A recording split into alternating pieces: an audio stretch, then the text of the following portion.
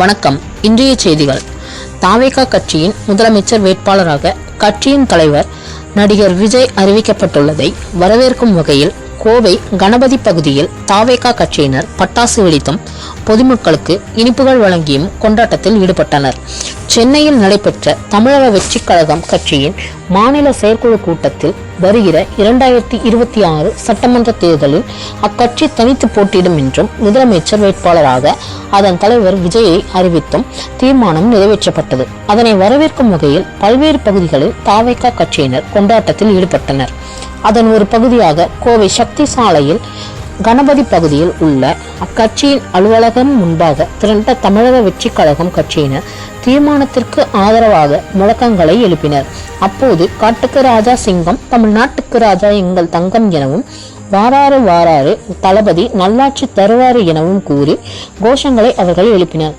தொடர்ந்து பட்டாசுகள் வெடித்து கொண்டாட்டத்தில் ஈடுபட்ட அவர்கள் அவ்வழியே சென்ற வாகன ஓட்டிகள் மற்றும் அரசு பேருந்தில் சென்ற பயணிகள் ஆகியோருக்கு இனிப்பு வழங்கியும் மகிழ்ச்சியை வெளிப்படுத்தினர். நடைபெற்ற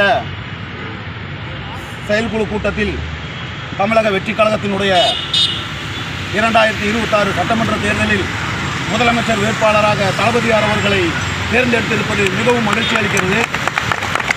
தமிழகத்தில் மக்கள் ஏதாவது மாற்றம் வரணும்னு எதிர்பார்த்துக்கிட்டு இருக்காங்க. அந்த மாற்றத்தினுடைய முதல் படியாக நாங்கள் இதை பார்க்குறோம். தமிழகத்தில் முதலமைச்சரான பிறகு இனி வரும் காலங்களில் தமிழகத்தினுடைய நிரந்தர முதல்வராக தளபதியார் அவர்கள் மட்டுமே இருப்பார் என்பதில் எந்த சந்தேகமும் கிடையாது. காட்டுக்கு ராஜா சிங்கம், தமிழ்நாட்டுக்கு ராஜா எங்க தங்கம், வர்றாரு வர்றாரு தளபதி தான் வர்றாரு, தருவாரு தருவாரு நல்லாட்சி தருவாரு, வர்றாரு தளபதி தான் வர்றாரு, தருவாரு நல்லாட்சி தருவாரு. கலங்காதே கஷ்டத்தை கண்டு கலங்காதே, வருந்தாதே பொறுமை கண்டு வருந்தாதே. தளபதி தான் வராரு, நல்லாட்சி தருவாரு.